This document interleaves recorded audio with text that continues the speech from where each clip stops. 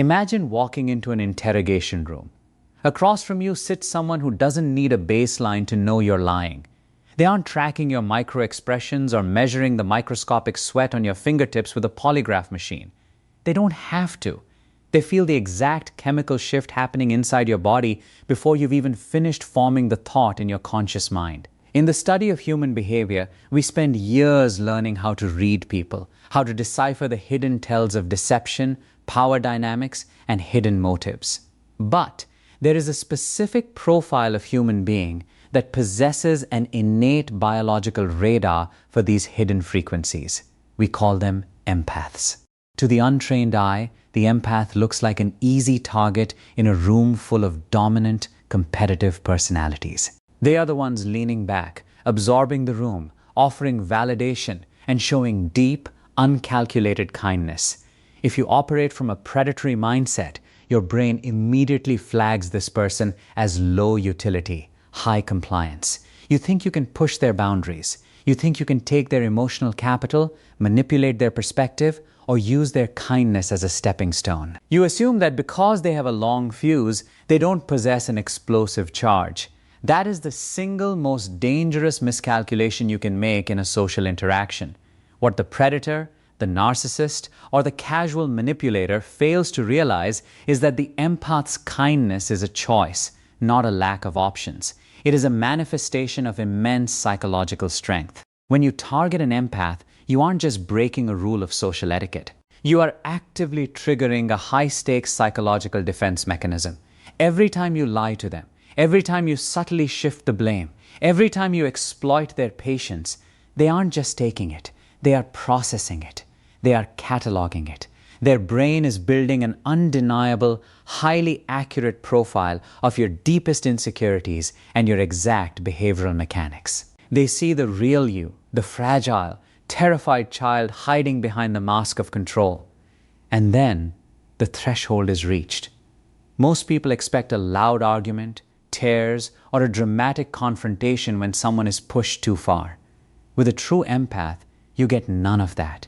You get something far more terrifying, absolute clinical silence. In a fraction of a second, your access to their emotional ecosystem is permanently revoked. If you have ever wondered why people spiral into a state of profound anxiety, confusion, and desperate regret after burning a bridge with an empath, it isn't because of voodoo or magic. It is pure, raw behavioral psychology. In the speech that follows, we are going to strip away the mystical fluff and analyze the exact mechanics of what happens when you cross that line. You will understand the biological reality of emotional absorption, the terrifying nature of the empath door slam, and why the psychological fallout of hurting one of these individuals is designed to leave a permanent mark on your psyche. If you think you can play games with someone who reads your soul like an open book, you're about to find out exactly why that game always ends in total defeat. Every single day, we step into a hyper-verbal, deeply manipulative world. We wear masks, we calculate our moves, and we try to project versions of ourselves that hide our deepest vulnerabilities. Most people are completely blind to this hidden theater. But there is a specific group of individuals walking among us who see right through the stage production. They are hyper-attuned to the emotional frequencies of the human animal. We call them empaths. If you have ever watched an expert interrogator completely dismantle a suspect without ever raising their voice, you have seen a fraction of what an empath can do naturally. They don't just see your behavior, they absorb it. Now, if you are listening to this right now because you think empaths are just fragile, overly sensitive people who need to be protected from the harsh realities of the world, I need you to put that assumption aside immediately. That belief is a catastrophic psychological blind spot, and it is the exact reason so many people end up facing a level of psychological regret they are completely unequipped to handle. Over the next few minutes, we are going to break down the cold, clinical reality of what happens when you mistreat, manipulate, or push an empath past their breaking point. We are going to look under the hood of the human mind to see the exact behavioral mechanics of the empath door slam, a psychological phenomenon so absolute it simulates a state of existential isolation for the person left behind. If you want to understand how real human influence works and why the quietest person in the room often holds the most dangerous amount of psychological leverage, you need to hear every single word of what comes next. Let us look at the baseline. When a typical manipulator encounters an empath, they see someone who is warm, accommodating, and deeply giving. In the language of behavioral profiling, this looks like a green light. The manipulator thinks here is an endless well of emotional validation. Here is someone I can lie to, someone I can gaslight, someone who will keep forgiving me because they hate conflict. What is actually happening? The empath is running an unconscious data collection process. Because their mirror neurons are highly active, they are feeling your anxiety, your shame, and your hidden malice. They know you are lying the moment the words leave your mouth, the pitch of your voice, the microscopic delay in your structural responses, the subtle shifts in your physical proximity. Their system processes all of it. Yet, they choose to give you a pass. They give you what we call behavioral credit. They extend their patience because they can see the wounded, insecure parts of you that drive your toxic behavior. They treat you with kindness not because they are blind to your games, but because they are hoping your baseline will correct itself. While you think you are successfully playing them, a dangerous shift is occurring beneath the surface. Every single infraction, every covert insult, and every instance of emotional exploitation is being compiled. The empath's mind is inadvertently creating an exhaustive psychological map of your entire personality matrix. They learn exactly what drives your ego. They identify the precise roots of your insecurities, and they recognize the exact mechanisms you use to protect your fragile self-image. They know you better than you know yourself because they are observing you without the distorting lens of your own self-deception. This is a period of immense risk for the abuser, but because the empath remains kind and patient, the abuser becomes arrogant. They increase the intensity of their manipulation, completely unaware that they are walking deeper into a psychological trap of their own making. Human tolerance is a finite resource, even for the most profound empaths. But unlike standard personalities who react incrementally, getting a little angrier or more confrontational with each fight, the empath's tolerance scale operates on a binary loop. It is a 0 or 100. It is on or it is completely off. You can push, pull, lie, and take advantage for months or even years, and it will appear as though nothing is changing. But you are tracking a fuse that is burning inside an enclosed space. The moment your behavior hits that final, definitive psychological threshold, the moment you display a structural lack of empathy or a piece of malice that cannot be rationalized, the fuse hits the powder. There is no screaming match. There is no dramatic. There is no dramatic, cinematic confrontation. The emotional circuit breaker simply trips. What happens next is what behavioral psychologists refer to as the absolute door slam. In a matter of seconds, the empath's emotional investment in your existence drops to absolute zero. The mirror neurons switch off regarding your frequency. They no longer care about your pain. They no longer care about your excuses, and they no longer care about your perspective. When this happens, the empath doesn't seek revenge. Revenge requires emotional energy, and you are no longer deemed worthy of a single watt of their psychological power. Instead, they look right through you. They treat you with a polite, detached, clinical neutrality that is colder than any hatred you have ever experienced. You are transformed from a primary focus in their life into a complete stranger, a background object, a non-entity. This is where the profound regret begins to manifest for the person who caused the harm. Human beings are deeply reliant on emotional feedback loops. The manipulator, specifically, feeds entirely on the reactions and validation of their target. When an empath cuts you off, they don't just leave your life, they take the mirror with them. Suddenly, the manipulator is left standing in a profound psychological vacuum. The constant stream of unearned grace, understanding, and emotional buffering is gone. For the first time, you are forced to sit alone in a room with a raw, ugly, unvarnished reality of your own actions. You try to provoke a reaction, you get nothing. You try to apologize, the words bounce off a wall of absolute indifference. The regret you feel isn't because the empath attacked you, it is because they stopped protecting you from yourself. You are left to suffocate under the weight of your own toxicity.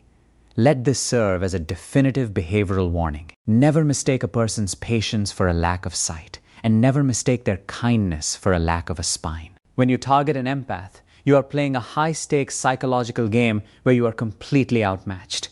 Treat their empathy with the absolute respect it commands, because once that door slams shut, there is no lockpicker in the world who can open it again.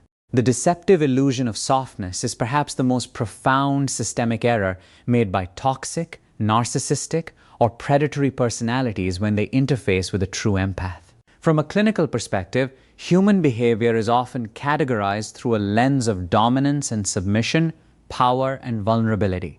When an individual enters a room and projects a non-threatening, collaborative posture, defaulting to deep listening, offering emotional validation, and choosing harmony over conflict, the primitive structures of the predatory brain instantly flags this person as low utility and high compliance. They perceive this gentleness as a structural defect, a lack of psychological armor, or an innate inability to defend personal boundaries. This is not merely a surface-level misunderstanding. It is a fundamental misinterpretation of cognitive architecture. The empath's soft exterior is not a symptom of weakness or a lack of defensive options. It is a conscious, highly disciplined neurological choice. To process the world with that level of sensory and emotional acuity requires an immense amount of internal stability. An empath operates with an incredibly active mirror neuron system, meaning they are constantly absorbing and translating the subtle micro-expressions, vocal inflections, and autonomic shifts of the people around them. They are feeling the raw data of your hidden anxieties, your unstated anger, and your boiling insecurities. Navigating the world with that amount of intense external stimuli requires a tremendous amount of psychological fortitude. Therefore, when they choose to respond to a hyper-aggressive or manipulative world with kindness, it is an act of supreme emotional regulation, not a default setting of helplessness. The predator miscalculates because they project their own internal metrics onto the empath. In the mind of a manipulator, the only reason someone would tolerate poor treatment or offer unearned grace is because they are too terrified to fight back or too blind to see the manipulation. They assume that the empath's quietness is submission. They fail to understand that the empath is deliberately choosing to hold back their own psychological power in order to allow the relationship room to breathe. This illusion of softness creates a dangerous environment of false confidence for the aggressor. Because they encounter no immediate violent resistance, they believe they are successfully dominating the dynamic. They increase their boundary violations, amplify their gaslighting tactics, and become increasingly reckless with their behavior, completely unaware that they are interacting with a hyper-aware observer who is tracking every move.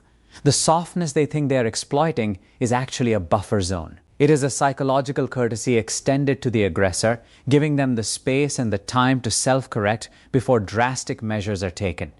When you mistake an empath's willingness to absorb your emotional debris for an inability to stop you, you are misjudging the baseline entirely. It is equivalent to looking at a highly trained martial artist who chooses to keep their hands down in a verbal dispute and assuming they do not know how to strike. The non-aggressive stance is a manifestation of absolute control, not a lack of capability. The illusion of softness masks a highly analytical mind that is quietly evaluating your character, measuring your capacity for self-awareness, and testing whether you possess the basic human decency to respect a space that is not actively defended by force. By the time the manipulator realizes that this softness was actually a calculated choice of disciplined restraint, the psychological trap has already snapped shut, leaving them entirely exposed to a cold reality they never saw coming. The baseline shift, or what behavioral profilers recognize as the phenomenon of the long fuse, represents a critical divergence in how highly empathetic individuals manage interpersonal conflict compared to the rest of the population. In a standard social matrix, when a normal individual experiences a boundary violation, whether it is an overt insult, a subtle act of gaslighting, or a breach of trust, their psychological defense mechanisms trigger almost immediately. They offer immediate pushback, erect a sudden defensive wall, or engage in a direct, escalating argument. This immediate reactivity serves as an early warning system for the aggressor, signaling exactly where the boundary lines are drawn. But when you interface with the true empath, the standard reactive loop is entirely absent, creating a highly dangerous psychological anomaly for the manipulator. The empath possesses an expanded internal timeline for processing behavioral infractions. When a toxic personality inflicts emotional harm, the empath does not immediately retaliate or shut down. Instead, their neural network begins to absorb, deconstruct, and deeply analyze the behavior. They view the infraction through a lens of psychological contextualization, asking themselves why the person acted that way, looking past the surface malice to find the underlying trauma or insecurity that triggered the attack.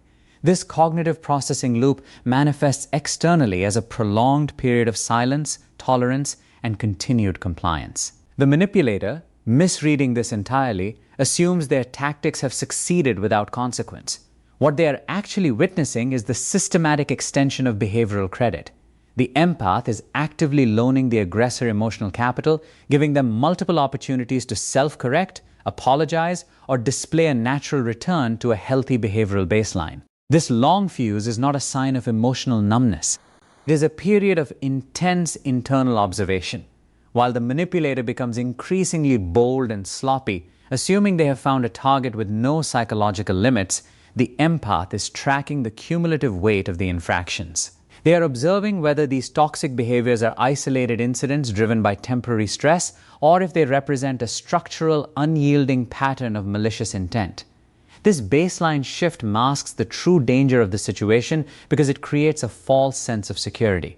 The aggressor feels completely unthreatened because the consequences of their actions are delayed. They do not realize that the empath's mind operates like a highly precise ledger. Every time a boundary is crossed and met with quiet patience, a line is written in that ledger. The empath is continuously recalculating the statistical probability of the relationship's survival, shifting their internal baseline deeper and deeper into a state of emotional detachment. This prolonged tolerance is essentially a buffer zone designed to give the abuser every possible chance to redeem themselves. However, because the fuse is so exceptionally long, the manipulator loses all sense of situational awareness. They forget that even the longest fuse eventually reaches the explosive charge. They become habituated to the empath's grace, treating it as a permanent atmospheric condition rather than a temporary depleting resource. They completely fail to recognize that the lack of immediate blowback is actually a countdown. By expanding their timeline of tolerance, the empath ensures that when the final break inevitably occurs, it will not be a sudden emotional overreaction that they might later regret or reverse. It will be a completely rationalized, deeply considered, and permanent systemic shutdown based on an overwhelming mountain of compiled behavioral data that the manipulator foolishly believed had been forgotten. The assessment and data aggregation phase is the silent turning point where the power dynamic between a manipulator and an empath completely reverses, entirely unbeknownst to the aggressor. During the prolonged period of tolerance, the time when the manipulator believes they are successfully exploiting a weak target, the empath's mind is not merely suffering or passively enduring the behavior. Instead, their heightened cognitive and emotional faculties are operating like a highly advanced intelligence-gathering apparatus. They are running a continuous subconscious diagnostic on the manipulator's entire psychological infrastructure. Because an empath possesses an acute sensitivity to human behavior, they are not just looking at the words being spoken or the overt actions being taken. They are collecting raw behavioral data on the micro level. The subtle shifts in eye contact when a lie is told, the specific vocal frequencies that signal hidden insecurity, the defensive posturing used to deflect blame, and the precise timing of manipulation tactics. They map out the aggressor's psychological blind spots with absolute clinical precision. They identify exactly what the manipulator is running from, what deep-seated trauma they are trying to compensate for, and what specific triggers cause their ego to fracture. This is a process of extreme data accumulation. The empath begins to understand the manipulator's behavioral mechanics better than the manipulator understands themselves. They see the real, fragile, terrified entity that is hiding behind the loud mask of control and dominance. While the manipulator is busy celebrating their perceived victory, thinking they have successfully gaslit or controlled the empath, they are actually providing the empath with an exhaustive, step-by-step manual on how to dismantle their entire persona. Every interaction becomes a data point. Every cruel remark becomes a revelation of an internal deficit. Every attempt at emotional manipulation reveals the exact boundary of the manipulator's own psychological stability. This data aggregation is entirely non-malicious during its initial phase.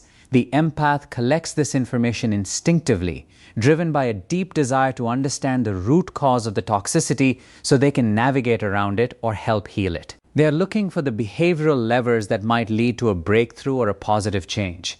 However, because this process happens quietly beneath a veneer of continued kindness and accommodation, the manipulator remains completely oblivious to the fact that they are being thoroughly profiled. They do not realize that their psychological armor is being systematically stripped away layer by layer in the mind of the person they are mistreating. The empath is cataloging the manipulator's reliance on specific reactions, noticing exactly how much validation the manipulator requires, how they use guilt to maintain leverage, and what specific emotional frequencies they feed on to sustain their inflated sense of self.